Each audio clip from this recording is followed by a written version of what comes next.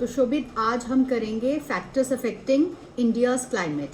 ठीक है बेटे, तो इसमें हम क्या करेंगे, सबसे पहले कौन कौन से फैक्टर्स है जो अफेक्ट करते हैं। Number 1 is latitude. ठीक है, अब लैटिट्यूड में हम क्या बोलेंगे, the tropic of cancer passes through the middle of the country from the Rann of Kutch. इसको क्या बोलते हैं बेटे, Rann of Kutch in the west of Mizoram in the east. अब इसको अंडरलाइन करो, ट्रॉपिक ऑफ कैंसर कहां से पास कर रहा है, मिडल ऑफ द कंट्री, जो कहां से शुरू हो रही है, रन ऑफ कच्छ है जो कहां पर है, वेस्ट में है, और कहां पर जा रही है, ईस्ट के कौन से वाले पार्ट में, मिजोरम में। ठीक है बेटू, तो इस चीज को आप बिल्कुल अंडरलाइन कर लो and this is really important. फिर कहते हैं almost half of the country lying south of the tropic of cancer. तो हाफ ऑफ द कंट्री जो है हमारी कहां पर है, साउथ में है, कहां पर, ट्रॉपिक ऑफ द कैंसर। इसको भी अंडरलाइन कर लो, ये सब आपके ऑब्जेक्टिव टाइप क्वेश्चंस आते हैं ना। इवन जब आप अपनी सीनियर क्लासेस में भी जब आप इसके लाइक अपने कॉम्पिटिटिव एग्जाम्स दोगे, है ना, कुछ भी दोगे, एसएसबी दोगे या कोई भी आपके कॉम्पिटिटिव एग्जाम है, तो ये आपके लिए बहुत इंपॉर्टेंट है हर क्लास के लिए। ठीक है, तो क्या कहते हैं, lying south of the tropic of cancer belongs to the tropical area. और हाफ ऑफ द कंट्री जो है हमारी किसको बिलोंग करती है, ट्रॉपिकल एरिया में। ठीक है, क्लियर है, okay. Now all the remaining areas north of the tropic, अब जो नॉर्थ वाले जो हैं lies in the subtropics, therefore India's climate has characteristics of tropical as well as subtropical climates. अब आपको पता चला क्यों ये लैटिट्यूड हम लोगों का एक ऐसा फैक्टर है जो हमारे क्लाइमेट को अफेक्ट करता है, क्योंकि हाफ ऑफ द, जो हम बोले मोर देन हाफ जैसे है, almost half of the country जो है कहां पर है, south of the tropic of cancer में है। क्लियर, और उसके अलावा जो बोलते हैं रेस्ट जो है वो कहां पर है, north of the tropic. Are you listening Shobhit, आपको समझ में आ रहा है पक्का? You can unmute and tell me. ठीक है, is it clear? Okay, done done. Okay, so ये भी एक रीजन है जो हमारा लैटिट्यूड है, that is also it's affecting India's climate. Clear है अभी आपको? Okay, very good. Now altitude की अगर हम बात करते हैं, India has mountains to the north. अब आपको पता है नॉर्थ, ये जैसे आपने ये सब पढ़ा है, हिमाचल प्रदेश है या आपके लद्दाख है या आपके जो जम्मू एंड कश्मीर है, ये सब कहाँ पे है, नॉर्थ में है ना, ऊपर है ना, नॉर्थ एरिया है ना ये वाला। तो क्या कहता है, India has mountains to the north which have an average height of about 6000 metres. इसको भी अंडरलाइन कर लो। And India has also a vast coastal area. Coastal area अब जैसे आपके गोवा वाला एरिया है ना, क्योंकि देखा आपने इंडिया का ऐसे वो कहाँ कहाँ से कौन कौन से सी से ओशन से घिरा हुआ है, have you seen the outline, है ना। तो अगर आप देखेंगे तो इसमें जो है vast coastal area where the maximum elevation is about 30 metres. और अगर कोस्टल एरिया में अगर हम एलिवेशन की अगर बात करें वो सिर्फ 30 मीटर्स तक है, बट जो हम अपने नॉर्थ वाले साइड की बात करते हैं वहां पर एवरेज हाइट कितनी है हमारी, 6000 metres. You can unmute baby, because I have to know कि आपको समझ में आ रहा है नहीं, you have to give me answer also. ठीक है, so the Himalayas prevent the cold winds. ये हमने पहले भी पढ़ा था, ना, एलिवेटेड जो हमारे ये हैं ये हमारे को कोल्ड विंड से बचाते हैं। Himalayas prevent the cold winds from the central Asia. कहां से, अंडरलाइन सेंट्रल एशिया से, from entering the sub continent. Clear, okay, it is because of these mountains that this subcontinent experiences comparatively milder winters as compared to central asia. So इसी की वजह से जो mountains हैं यहाँ that this subcontinent experience क्या, comparatively हमारा winter जो होता है mild होता है as compared to central asia. Is it clear to you? Okay, fine. ठीक है, अब एल्टीट्यूड भी आपको पता चल गया और आपको लैटिट्यूड का भी आपको अंदाजा हो गया।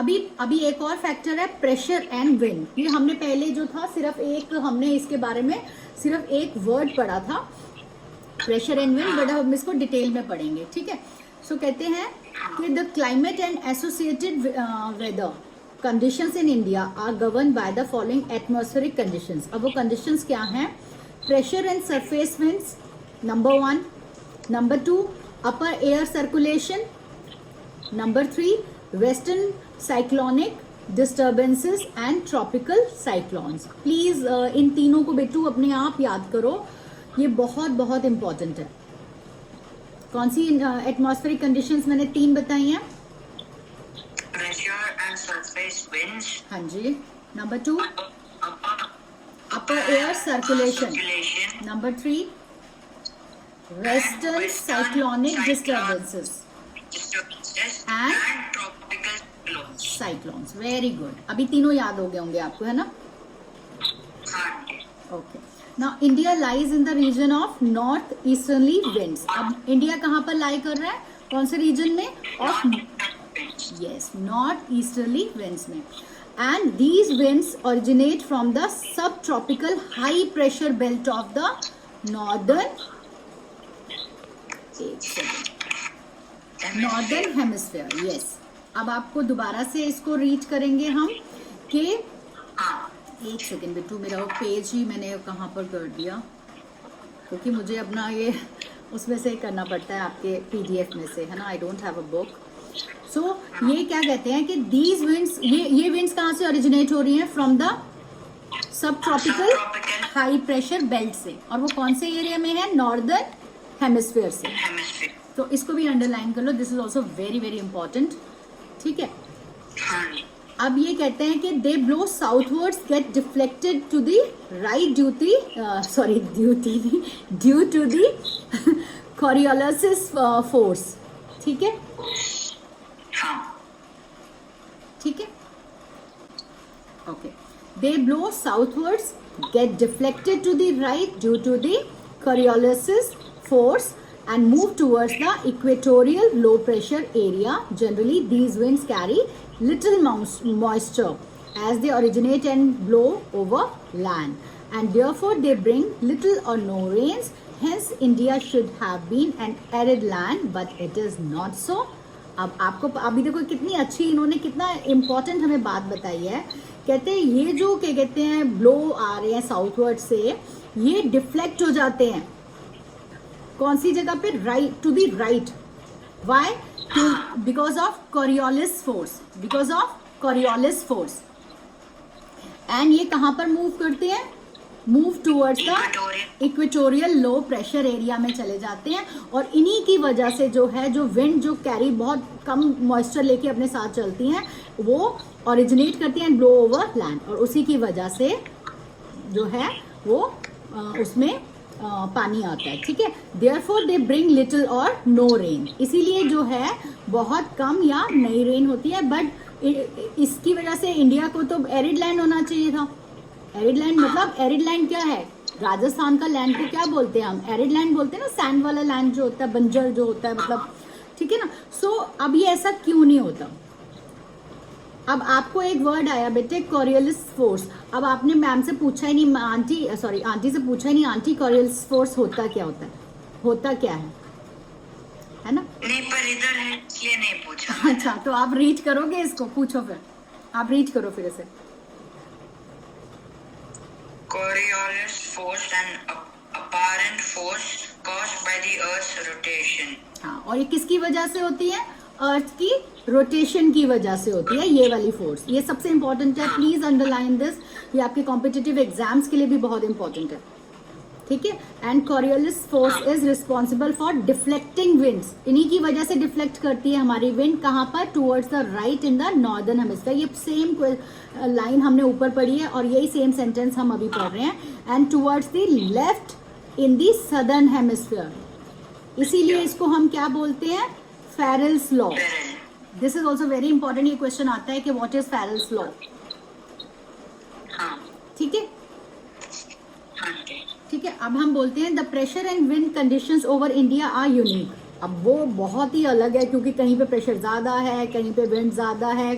ऐसा चलता रहता है ना इंडिया में, क्योंकि different different land form, different physical features के कारण. So during winter there is a high pressure area north of the Himalayas. कहता है विंटर में जो है हाई प्रेशर पड़ता है नॉर्थ ऑफ द हिमालयाज में. Cold dry winds blow from the region to the low pressure area over the oceans to the south. अब this is also very nice and important. आप इसको भी अच्छे से ध्यान रखना कि जो cold dry winds होती है ना, ठंडी ठंडी जो हवाएं होती हैं वो इस हिमालय रीजन से क्या करती हैं, लो प्रेशर एरिया में आती हैं over the oceans to the south. ठीक है. और समर में, ये विंटर की बात थी, और समर में क्या होता है, a low pressure area develop over interior Asia. जो इंटीरियर एशिया का वहां पे लो प्रेशर एरिया डेवलप होता है, as well as over north western India में भी होता है. क्लियर है. कीवर्ड्स नॉर्थ वेस्टर्न इंडिया कर लो और दूसरा कर लो इंटीरियर एशिया कर लो. ठीक है. इससे क्या आप अपने आंसर्स जो है फ्रेम कर सकोगे बेटा. ठीक है.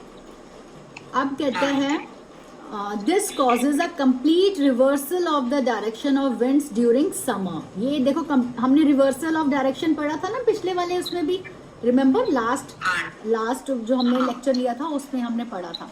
तो इसी के कारण जो है कंप्लीट रिवर्सल होता है of the direction of winds during summer. Clear. हमें पता है ना रिवर्सल की वजह से ही तो हमारे सीजन्स चेंज होते हैं. रिमेम्बर हमने लास्ट उसमें पार्ट में पढ़ा था, है ना. तो इसी की वजह से ये बोलते हैं this causes a complete reversal of the direction of winds during summer. ठीक है. Underline summer. ठीक है. And air moves from high pressure area over the southern Indian ocean. और जो हाई प्रेशर एरिया था, हाई प्रेशर एरिया कहाँ पर था, हिमालयाज में था, नॉर्थ एरिया में, और वहां से वो क्या करते हैं, सदर्न इंडियन ओशन की तरफ आता है. क्लियर है. साउथ वाली side. So in the south eastern direction, अगर हम साउथ की ईस्टर्न डायरेक्शन की अगर हम बात करें, क्रॉसेस द इक्वेटर, है ना. जो हमारा क्या कहते हैं, साउथ से ईस्टर्ली डायरेक्शन जो होती है, साउथ से अगर हम ईस्टर्ली डायरेक्शन का हम करते हैं, it crosses the equator and turns right. अब ये कहाँ पर टर्न करती है, right towards the low pressure area over the Indian subcontinent. अगर आपको मैप आता है ना बेटा, जैसे हमारी टीचर ने तो हमें मैप को करवाया ही नहीं था ढंग से, अगर आपको मैप आता है तो आप इन सब चीजों को अच्छे से समझ सकेंगे कि सदर्न एरिया कहाँ है, ईस्टर्न एरिया कहाँ है, वेस्टर्न एरिया कहाँ है, नॉर्दर्न एरिया कहाँ है ना. आप इंडिया के मैप को अगर आप अच्छे से, या वर्ल्ड के मैप को अगर आप देखोगे तभी आप ज्योग्राफी समझ पाओगे. मैंने इसलिए नहीं समझी थी क्योंकि मेरे तो यहाँ से ऊपर जाती थी ज्योग्राफी समझ में नहीं आती थी क्योंकि बेसिक्स ही क्लियर नहीं थे कि कौन सी चीज़ कहाँ है. लाइक हमारा ये लाइक आप साउथ की कौन कौन सी स्टेट्स हैं अपनी, या फिर ईस्ट वाली क्या है, जब हम छोटे होते थे तब की बात कर रही हूँ. तो इसीलिए मेरा इंटरेस्ट कभी हुआ ही नहीं था इसमें. अब जैसे जैसे मैंने अपने बच्चों को पढ़ाना शुरू किया, या आप लोगों के थ्रू मुझे इसमें इंटरेस्ट जागता है एंड जाग चुका है अभी. ठीक है. तो इसीलिए मैं आपको करवा पा रही हूँ क्योंकि मैंने मैथ्स को अच्छे से किया. तो आप the moment you will complete your maths वाला पार्ट, सॉरी मैप्स वाला पार्ट, तो आप इसको अच्छे से समझ पाओगे. एक दिन हम मैप्स का भी करेंगे. ठीक है. और उनकी कौन कौन सी स्टेट है इंडिया की, या हम वर्ल्ड का थोड़ा सा एक ओवरव्यू ले लेंगे मैप के थ्रू. ठीक है. एक लेक्चर हम उसका भी करेंगे. तो फिर ये क्या कहता है, this causes a complete reversal of the direction of winds during summer. Air move from high pressure over area over the southern Indian ocean in the southeasterly direction, crosses the equator and turns right towards the low pressure area over the Indian subcontinent. I have repeated it again, and these are known as the southwest monsoon winds. बेटे ये सबसे important है. इसको आप अब आपको एक question आएगा, what is south west monsoon winds. ठीक है. तो आपने यही वाले जो मैंने अभी पढ़ा है उसको आप पूरा आंसर लिख देंगे. यही है सेम. ठीक है. सो और ये कहाँ पर ब्लो करती हैं, these winds blow over warm oceans, gather moisture. और जब वार्म होता है तो आपको पता है ना कि वो मॉइस्चर गेन करता है. ठीक है ना. क्योंकि and brings wide spread rainfall over the main land of India. और इसी की वजह से जो है रेनफॉल होता है हमारे मेन लैंड ऑफ इंडिया में. अभी आप बिलीव करोगे, ओ माय गॉड, अभी थोड़ी देर पहले आप बिलीव करो यहाँ पे इतनी सारी रेन, मतलब इतनी सारी बारिश हो रही है, इतनी हैवी रेन है कि मतलब 2 दिन से रुकी नहीं है. Today is the 3rd day. इतना बुरा हाल हो चुका है. एंड मतलब बहुत बुरा हाल है। अभी यहाँ पे पूरा पोर किया है, दोनों क्या पीछे गिरा है। अभी जो आवाज़ आई थी वो उसी की आई थी। ठीक है, बहुत बुरा हाल है। Okay, now the upper air circulation in this region is dominated by a westerly flow. अब जो अपर, जो आप बोलते हो एयर, अब हम विंड एंड प्रेशर की बात कर रहे हैं ना बेटू, तो अब हम उसी पे ही आ रहे हैं। प्रेशर का भी हो गया, विंड का भी हो गया। अब कहता है upper air circulation in this region is dominated by a westerly flow. वो किससे किससे वो डोमिनेट हो रहा है, कौन उसको अफेक्ट कर रहा है? Westerly flow.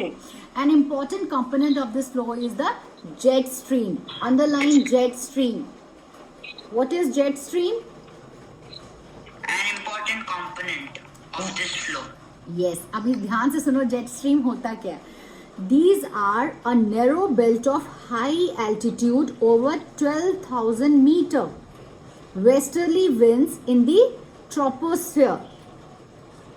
ठीक है, and their speed varies from about 110 kilometer per hour in summer to about 184 kilometer per hour in winter. Can you imagine? कितना सारा है। So a number of separate jet streams have been identified. The most constant are the mid-latitude and subtropical jet stream. इसको please underline करो। सबसे important कौन से हैं? Mid latitude and subtropical jet streams. ठीक है, तो ये भी, या तो ये ऐसे आ जाएगा, फुल सेंटेंस आ जाएगा, then you have to identify objective type में कि इसको क्या कहते हैं। तो आप बोल दोगे जेट स्ट्रीम कहते हैं, इनकी मतलब कितनी वो होती हैं, कितने पर किलोमीटर पर आवर है, तो ऐसे करके कुछ भी आ सकता है। सो क्या कहते हैं? These jet streams are located approximately over 27 degree to 30 degree north latitude. इसको भी अंडरलाइन कर लो। इसीलिए therefore they are known as subtropical westerly jet streams। अब इसको अंडरलाइन कर लो बेबी। ओवर इंडिया, हो गया। ठीक है, these jet streams blow south of the Himalayas। ठीक है, Himalayas all through the year except in summer। और ये जो है, कहाँ चले गए हम, मेरा वो, एक सेकेंड बेटा, एक सेकेंड। तो क्या कहता है? These jet stream blow from south of the Himalaya. South of the Himalaya से पूरे के पूरे साल में क्या करती हैं, वो हो रहती है, एक्सेप्ट इन समर। समर में नहीं होती है। ठीक है, so the western cyclonic disturbances. अब आप देखते हो ना, साइक्लोनिक डिस्टर्बेंसेस होते हैं। ठीक है, experience in the north and north western parts of the country are brought in by this westerly flow. अब एक किसकी वजह से ये हमारे ये होते हैं, किस लिए होते हैं? वेस्टर्न साइक्लोनिक डिस्टर्बेंस क्यों होते हैं नॉर्थ और नॉर्थन वेस्टर्न पार्ट्स में of India? Because of these westerly flow के कारण। Underline that also. अब कहता है कि in summer the sub tropical westerly jet streams moves north of the Himalayas. अब ये कहाँ पर मूव करती है? नॉर्थ ऑफ द हिमालयाज में, with the apparent movement of the sun. ठीक है, एंड ईस्टर्ली जेट स्ट्रीम। अब जो ईस्टर्ली जेट स्ट्रीम है उसको हम क्या बोलते हैं? सब tropical easterly. It is so easy है ना, इसके नाम से ही आप इसको पहचान लोगे। Jet stream blows over peninsular India, so approximately over 14 degree north during the summer months. ठीक है, क्लियर बेबी? ओके, अब वेस्टर्न साइक्लोनिक डिस्टर्बेंसेस, अब हम उसको, अभी हमने रीड किया ना कि उसकी वजह से होता है ना, तो अब हम इसको डिटेल में पढ़ेंगे। कहते हैं कि the western cyclonic disturbances are weather phenomena of the winter months brought in by the westerly flow from the Mediterranean region. They usually influence the weather of the north and northwestern region of India. अब ये जो western cyclonic disturbances हैं, इन्हीं की वजह से north western region का जो वेदर है वो डिसाइड होता है बेसिकली, क्योंकि वो ही उसे इन्फ्लुएंस करता है। क्लियर है? ठीक है, ओके। और ये कहाँ से आता है? वेस्टर्ली फ्लो कहाँ से आता है? फ्रॉम द मेडिटेरियन रीजन से। नो, नॉर्थ नहीं, Mediterranean region. Just now we read, just underline that. Shubhit, बहुत ध्यान से पढ़ना मेरा बेटा, ठीक है? ओके, नाउ अभी मैं आपको पता है कैसे करा रही हूँ? ये चैप्टर में सिर्फ आपको इसके this is important to it, this is important, no, each and every line we are reading and उसको हम अंडरलाइन कर रहे हैं। एंड कहीं ना कहीं आज वो आपको याद नहीं होगा, आज नहीं याद होगा, मैं आप ऐसा नहीं कहती कि आप बहुत वो कि आपको आज ही याद हो जाएगा, नो, बट आपको कहीं ना कहीं जब आप इससे रिलेटेड कुछ क्वेश्चंस आगे फर्दर पढ़ोगे तो आपको एक हाँ यार मैंने ये पढ़ा तो था, ये चीज़ें सुनी तो थी कहीं पे, तो यू कैन एक्चुअली उसको थोड़ा कनेक्ट कर पाओगे, रिकॉल भी कर पाओगे, है ना। तो इसीलिए मैं आपको हर वो करें, और हर बच्चे को ऐसे ही पढ़ना चाहिए मुझे लगता है, ताकि वो आगे कुछ आपके इससे रिलेटेड कुछ क्वेश्चंस होते हैं तो आप उसको इजीली कर पाएंगे, ठीक है। तो फिर क्या कहते हैं, tropical cyclones occur during the monsoon, अब ये भी इंपॉर्टेंट है, ट्रॉपिकल साइक्लोन्स जो होते हैं वो ड्यूरिंग मॉनसून्स होते हैं, as well as in October and November also, and a part of the easterly flow, and these disturbances affect the coastal region of the country, ठीक है। हाँ जी।